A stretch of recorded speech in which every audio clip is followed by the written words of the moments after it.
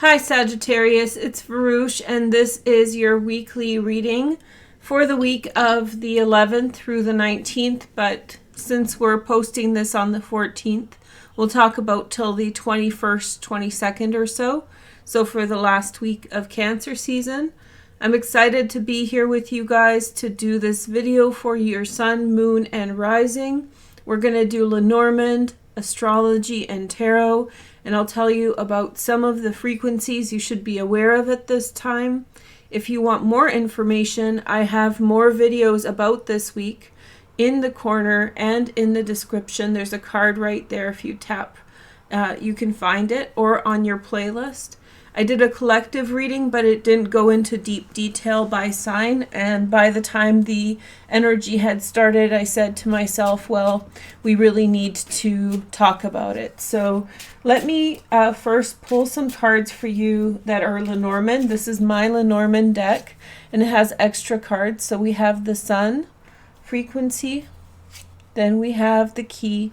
So definitely something open up. You see that the title of the video is already crystal clear. There are real moments of lucidity that are coming in for you at this time. Understandings of who you are and who you are in relation to the people around you, your partners and so forth, people you're close with. The cross. I have two cards. That's not usual, but I'll honor it, which is heart and moon. Okay, so there's something in your heart that is very private, and it feels unaddressed, which means that you've never received or actualized the thing that your heart truly wants. And it's a bit of a secret, I believe, but it's something you care about deeply. And so the next week or so is going to be addressing a lot of that. I think you're very cautious about your current environment. There's a lot of people who have opinions, who may gossip, who you don't necessarily trust. So I feel like at this time, maybe good things are happening for you, but at the same time, you're wary and trying to protect privacy as your most important frequency. I'll tell you about that in just a moment in more detail. In the past, you had some opportunity that had opened some doors for you, opened a way through, and now you're dealing with the fallout of that. Your life how it's been impacted by these changes. And I think that some of these are such things as not everyone from your social group understands the direction you're going or what it's all about. But I think you've committed yourself to taking the path you're on. So you're well on this path. And I think within your heart is something that is motivating you, something you have passion for, something you wish to create, and something you wish to bring into this world, something you love very much. I think that you love the beauty of something. I'm not sure what that means for everyone. I think it's different, but think about the beauty, the physical beauty of something is motivating you, whether it's a person or something else. It's really your goal or your destiny. Okay, so let's talk about the astrology a bit. As I said, we're filming on the 14th. You'll get the video on the 14th. And it's just because I decided to do a weekly last minute, and I have only so many spots that I can post in a day. And to add to that, I filmed some of the videos without sound, so I actually fell behind because I was filming without the sound, and I didn't realize it till I posted to YouTube. So you were chosen. I usually do random order, but you were chosen this time because these transits are still important for you, but they're less impactful or less directly impactful than the signs that are already posted. But I'll still tell you all about them and walk you through them, and you can go back to thinking about yesterday and Monday and see how it applies to you. So let's talk about the one that's passed, since we're on the topic. Venus joined with Mars yesterday exact, and before that Moon was with Venus and Mars on Sunday to Monday. And so there was this a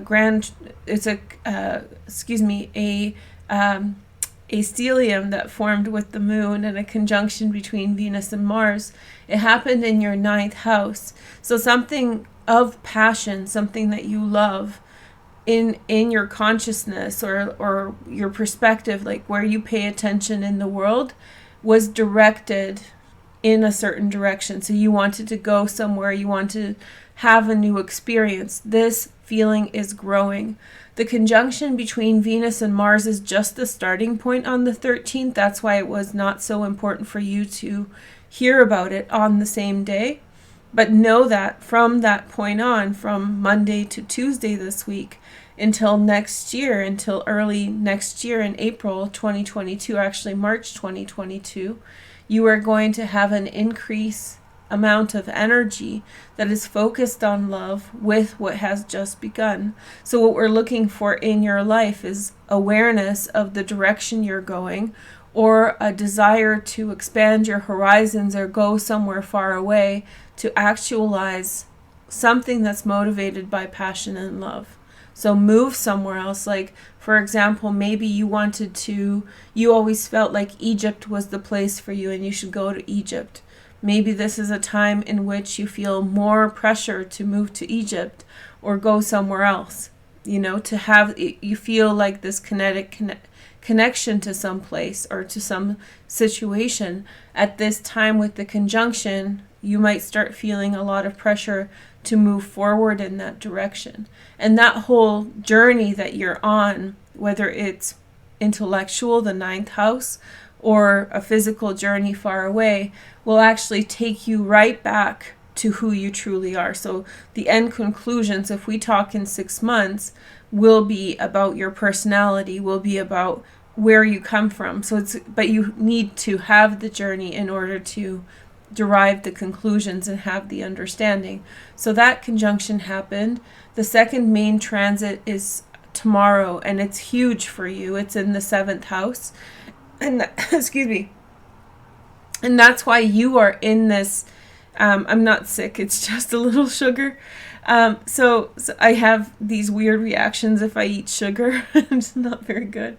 But anyway, so the North Node is in your 7th house with the star Aldebaran. Now this conjunction is with us all of July, but the exact position of the true North Node with Aldebaran conjunction, the exact point is on the 15th, on Thursday.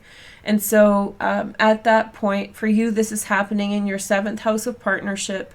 And I feel like this is one of the most poignant aspects of your chart this week, in which focus on types of partnerships, types of alliances that you need in your life become front and center.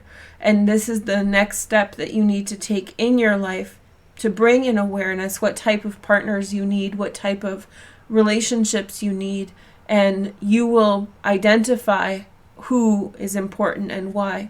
The Sagittarian journey has been a bit of a lonely one, with Jupiter entering through Sag a couple years ago, remember? And that was a time when maybe things accelerated for you in a positive way. However, a lot of the consequent years after, the 2.5 years or 2 years after, have left you very dealing with things like you leveled up and had to sort of go your own direction. But some of the social issues, the partnership issues, have not been addressed. You've been out on your own doing these things. Not completely alone, not lonely, but just alone as an individual. So surrounded by people and alone. Many people who don't know much about you may be around you, or some other type of dynamic like that, where there will be people around you physically, but in terms of people who you really know, who you are aligned with, maybe there hasn't been so much. And so the North Node with Aldebaran, what I think it's doing for you is giving you perspective about the partnership you want and need, and I think it's giving you that insight. Further to this, Chiron, I like my whale, so I had to sacrifice a little of the chart. Chiron is going retrograde on the 15th through the 16th in your 5th house of romance. And so there's these big thoughts about what kind of people you're letting into your life and around you, and what are the circumstances around those relationships, and what do you truly want. This is a time in which you're going to let go the parts of the relationships that were not working for you. Anything that was a burden, anything that was heavy, through this transit, you'll probably feel more encouraged to finally let it go and move past it. So that's a very nice sequence. I love this combination between the North Node Aldebaran and Chiron moving retrograde on the same day. I just feel like suddenly there's a lot of pressure that's lifted off of our shoulders. And for you, Sagittarius, this happens to you vis-a-vis other people in your life, people who are supposed to be your partners, people who are supposed to be your closest, companions and so forth. Taking a look at like, who have you been letting in and who do you want there? So refocus.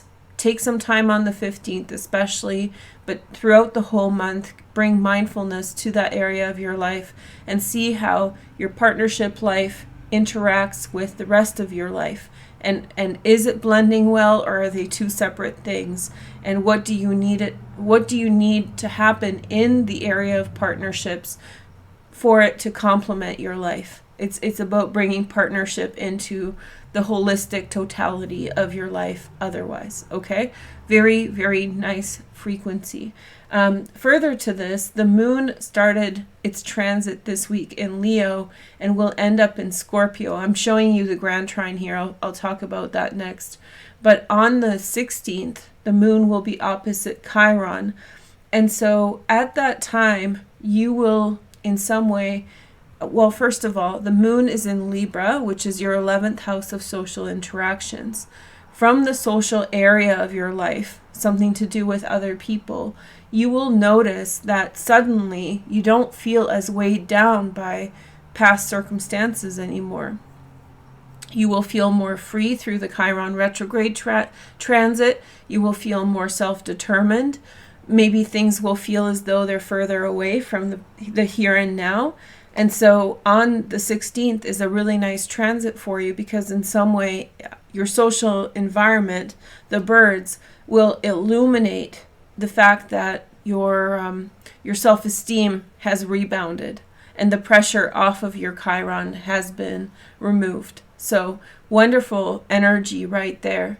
And so the frequency of this week from the 12th through the 16th is actually a very warm, welcoming, kind energy, opening of the heart. And opening of the heart is magnified by the fact that Mercury entered into Cancer on the 11th. Look at Mercury go through a third of Cancer within 1 week. So Mercury entered Cancer on the 11th, began trining Jupiter, and then also at the same time, the sun, as it enters through to the weekend, 17th and 18th of July, begins to trine Neptune. So we have two signs, water signs, to do with emotions, Cancer and Pisces, activated with the transit of Mercury and the sun, creating favorable aspects to Jupiter and Neptune. So all of our hearts have been opening up through the week, and all of us have been reaching greater levels of compassion and self-understanding.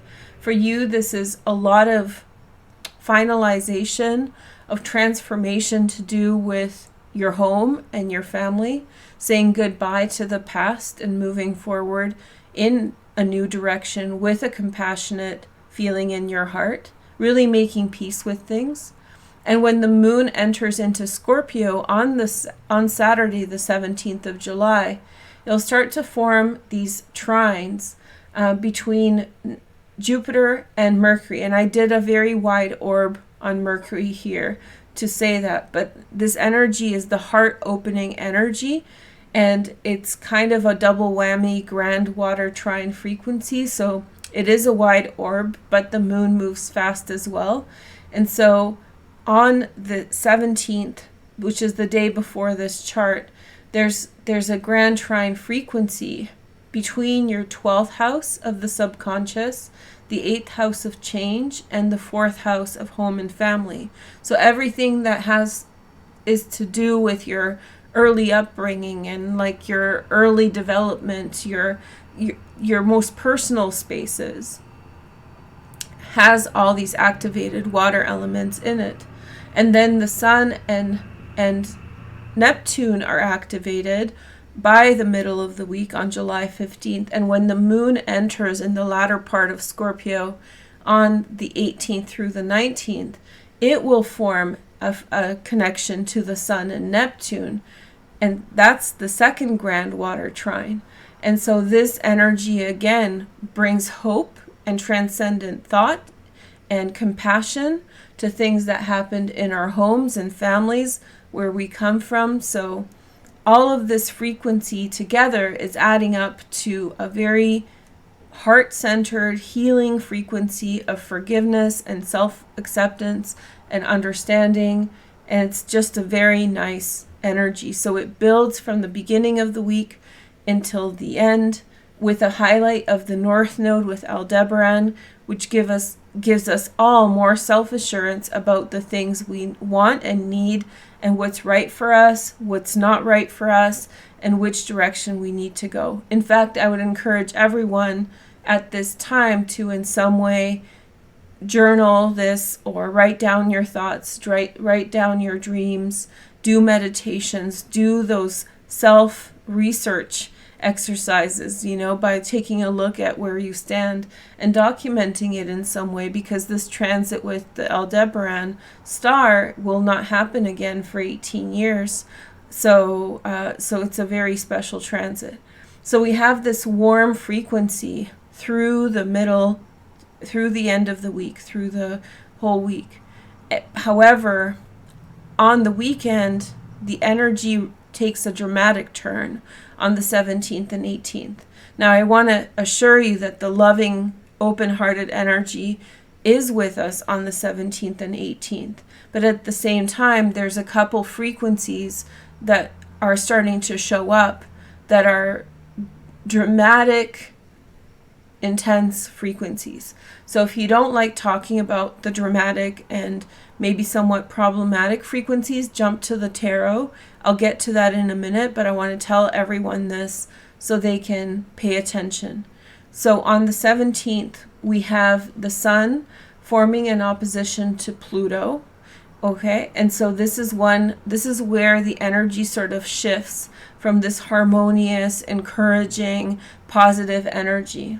Because suddenly there will be something in which there will be a power struggle, and in your life something to do with money, in which there will be a big push between yourself and others about establishing wealth. Which direction should you establish wealth and why?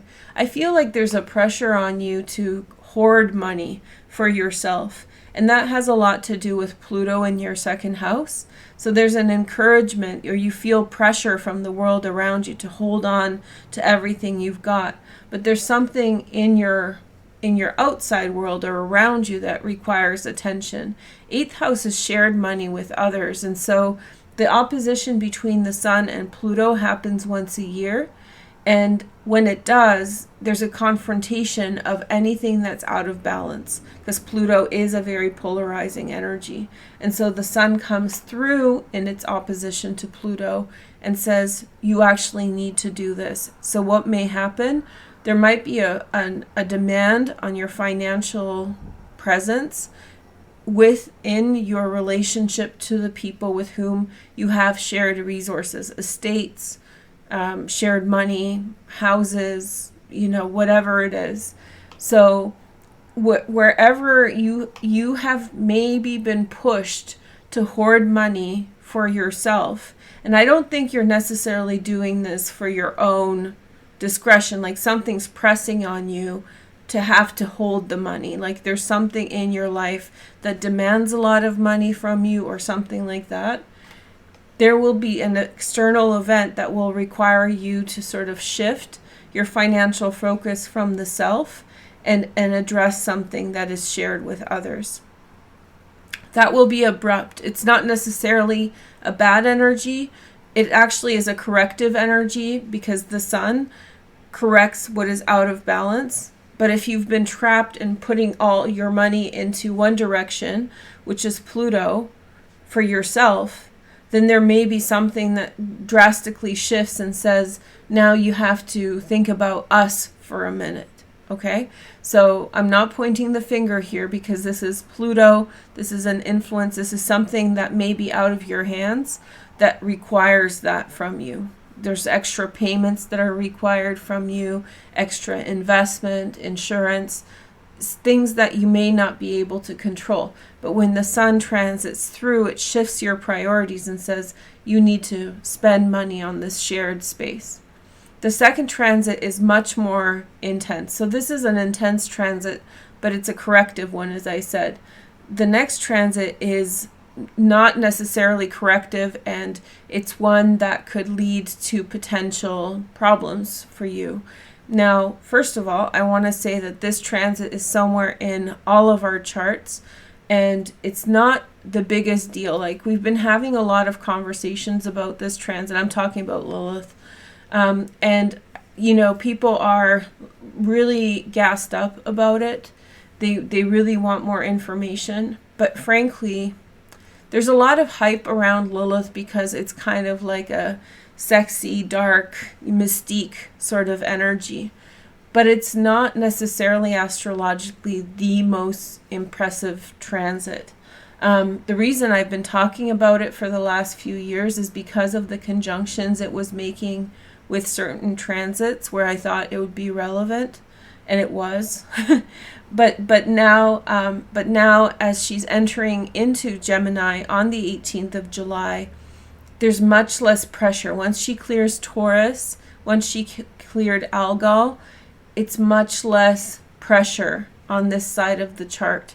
She will have the random conjunction with an inner transit, but she's pretty much finished creating these heavy conjunctions with the outer planets and the inner planets. So we're good for now. But she is switching signs from an earth sign to an air sign. And in an air sign, she's much more vocal, and she's much more in your face frequency. And so in your 7th house of the known enemy, you will be very aware of where you stand with others. And that's why this birds is so important for you to be aware of. And this is why I sort of did this reading for everyone by sign, because I saw the frequency through the whole week be sort of like encompassing loving and open-heartedness and exciting. So a big pat on the back. And then we get to the weekend and Monday, Tuesday, Wednesday next week, Thursday even. And then suddenly it's like there's a lot of no-go zones. So be wary of that. It's like you're encouraged to relax and open up. And then suddenly Lilith shifts into Gemini. Watch out who's saying what to whom and how. And you're aware of it. Don't talk back to this enemy of yours. Don't engage the enemies, whoever they may be. Just and if there's mean things being said, don't contribute to it, because it can really snowball with that. So the point of Lilith is it's not that big of a deal. So first of all, don't freak out about it. The reason it's hyped up beyond what its merit is in astrology. And then finally, it's coming into your 7th house of the known enemy. It's a very intense transit for Lilith, because you feel like you know who the problem is, you know what they're up to, and you're still dealing with it. So this is the transit that starts on the 18th and carries over to April 2022. Now, I want to give you guys a foreshadow of next week, because it ties into this week's energy, and you guys are getting the video late. So next week, what we're looking at on Monday, Tuesday, Wednesday Thursday are these strong squares and oppositions. The highlight of this is Venus begins her opposition to Jupiter. So first we have this spark of love between Venus and Mars, and then suddenly there's this opposition in which luck sort of kind of falls through our fingers a bit. And it doesn't last long. Venus moves on rather quickly. But don't get discouraged in the interim if things get hard earlier next week, if moles become mountains, you know, if they feel bigger than what they did last week. It's a real kind of the astrology right now is very much some kind of like, you know, encouraging energy, and then quickly turns where you need to be on guard. And so make sure that you're honoring that and not getting discouraged by it. So next week it's not going to be hard, but it's a very quick 90-degree turn from what it was this week. And so we have a square between Mercury and Chiron developing as early as the 18th Sunday and carrying on through the rest of next week. And when this happens, like all that self-encouragement, it's like, how do you say you want change becomes a problem. How do you communicate you want change? That becomes a problem. You start tripping over yourself, doubting yourself, and so forth. However, there's a nice sextile between Mercury and Uranus on the 20th, on Tuesday. And when that happens, in some way you find a new solution. It's basically, you can't approach your problems at this time with the old solutions. You have to approach them with the new ways of doing things. Further to this, that improves this energy for you, Sagittarius, the moon enters into Sag on Monday the 19th and carries through right until Wednesday the 21st.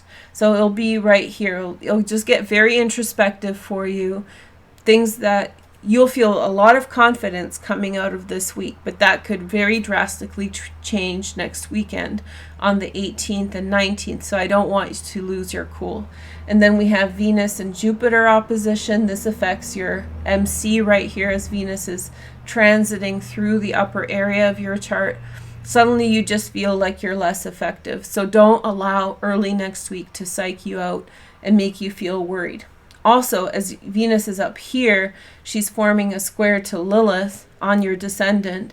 And so again, these enemies that you're so aware of, don't allow them to kind of heckle you when you're going through a tough time. Whether they're consciously doing it or subconsciously, there's like some energy that's coming from them towards you.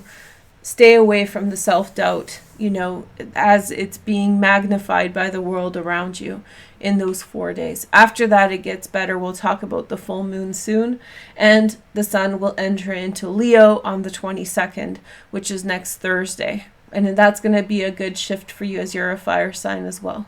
Okay, so I wanted to highlight one of the houses here. So the 8th house becomes very important for you, and that's where the sun and Mercury are. So a lot of this has to do with personal change and choices. So just to bring it back to focus about the motto of today's reading, which is it's crystal clear. The reason I said that is because you know where you stand with people. You know exactly where you stand, and you know where you've been, and you know exactly what needs to change and how. And don't let these current transits dissuade you from changing, especially early next week. Don't get discouraged by the things that are happening. You're on the right path, and the things that you see about your life are so relevant. One of the things you'll see, here's a download, pay attention, is about your partnership dynamics, whether it's a partner in the present moment or in the past. You're gaining valuable insight about partnership, where you stand with them. What are the dynamics? How do they play out? What are your relationships like? Okay, so let's do the tarot. That was a serious breakdown for Sagittarius, but it's good. And I'm glad to see the moon in Sagittarius on the 19th, 20th, and 21st, because that's going to be very helpful for you to feel self-confidence when the outside world is putting pressure on you for self-doubt, okay? Let's see your messages. We have the Queen of Cups, Pisces, Cancer, Scorpio, and then we have the Five of Pentacles, And then we have the Hierophant. Okay. Well, I definitely, I'm picking up on the fact that there's a valuable lesson that's in all this for you from a water sign, Pisces, Cancer, Scorpio. And as I'm doing this, I'm looking at the Scorpio moon that's going to be in Scorpio on the 17th, 18th, and into the 19th. And I feel like you're going to hear some very important information about where you stand with things, where you stand with people. I think that part of what I'm seeing for you is an understanding of your relationship with others, about how you give to others and what you get in return. And I think that maybe, honestly and just straightforward, it feels like you are aligning yourself. You're feeling guilty because you're forming bonds and connections with people that are not reciprocating with you on the physical level. So they're not giving you financially or physically with their time what you've given them. And this is more to do with the past, reflection, Chiron retrograde sort of frequency. And you keep on holding on out of loyalty, and it keeps on hurting you. And so there's an observation from this water sign person. They can be a man or a woman. They don't have to be a water sign, but it's an emotional message. And this message is helping you to realize yet again that you can let go of these people that are not reciprocating in the way that you gave, and to forgive yourself for having people like that in your life. And then you come out as the Hierophant, which is great insight, learning from experience. You know, when I throw in my life stories, that's a Hierophant moment. When I'm doing that, it's like, oh, this reminds me of this time in my life when. And then from these experiences, from these visceral excuse me, there was a car, that was a motorbike. From these visceral experiences, we have insight that we can teach to others, right? Okay, so let's try the next message. We have the 9 of Rods. And then we have the 7 of Wands. And then we have the Queen of Pentacles. Okay, so in this line, I feel as though, I think you're still meant to confront something about a situation with regard to someone else. You still need to prove yourself to someone else, or in a relationship with someone else, you need to establish yourself or put down your truth. I think that you've been sort of waiting on something, waiting for a communication or waiting for a better time for interaction, but there's someone who you have to show yourself to. There's someone who you have to get approval from, in a way, to get acknowledgement for something. And I think that you're closer and closer to achieving that. Now, for some of you, this is all in your mind, which means that maybe this person, this Queen of Pentacles, male or female, could be an earth sign, Virgo, Taurus, or Capricorn, represents to you a standard that you're needing to validate. Like, I'm at this level, or I've achieved these things. Approval from a mother sort of frequency. And so it doesn't necessarily mean you have to talk to someone about this, but I think you're going through things and circumstances, life experiences that validate your position, that validate your ability and aptitude. And as you're gaining more strength in the things you're doing, you're proving to yourself and to this person, you know, your valor and your strength. So I think that what I'm seeing for you, and I don't mind doing this longer reading today because it's a lot of information, right? But what I'm seeing is that you've been caught up in personal relationships that were slowing you down. They were not reciprocal, and coming to terms with that is hard for you. They just didn't give back in the manner. And with that comes all levels of emotional being convoluted, wrapped up emotionally, attachment, compassion, love, and so forth. And so it's hard to let go emotionally from some of these situations, but you're finally wrapping your head around how you can do that, and you're doing that well. And as you are doing that, you're gaining more strength and confidence to assert yourself to other people or to some standard that you've established for yourself. It's crystal clear, right? You're establishing for yourself a certain level of confidence and self-awareness of where you stand with the world.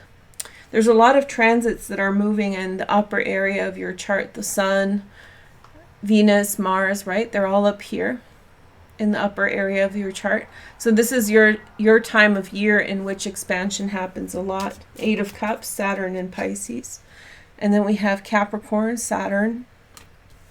Mr. Devil, BS is here, don't worry. And then 2 of Cups. So some of you are meant to have an interaction with a Capricorn that's very meaningful. I think you're wary of being accepted, Sagittarius, but I think you're going to be wholeheartedly accepted. I never felt like this frequency was against you. I really felt like you were competitive with yourself. You were competitive with trying to become what you really wanted, and you wanted to prove to yourself and to others you could be that frequency. So I think that the acceptance is coming to you from this individual. This could also be a love interest. Don't get caught up on the fact that this is a queen.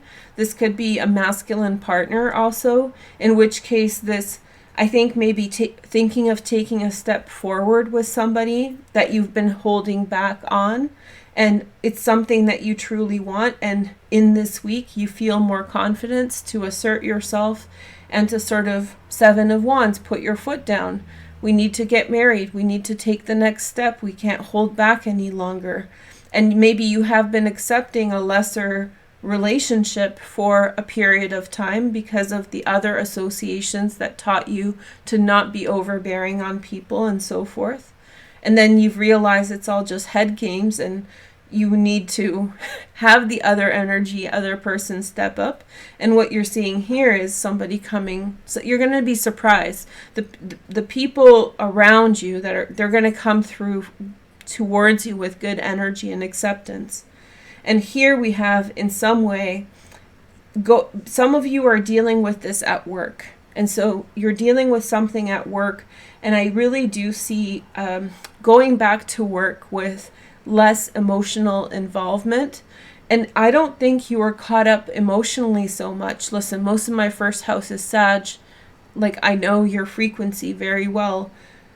It's not that you were so overwhelmed or emotionally caught up.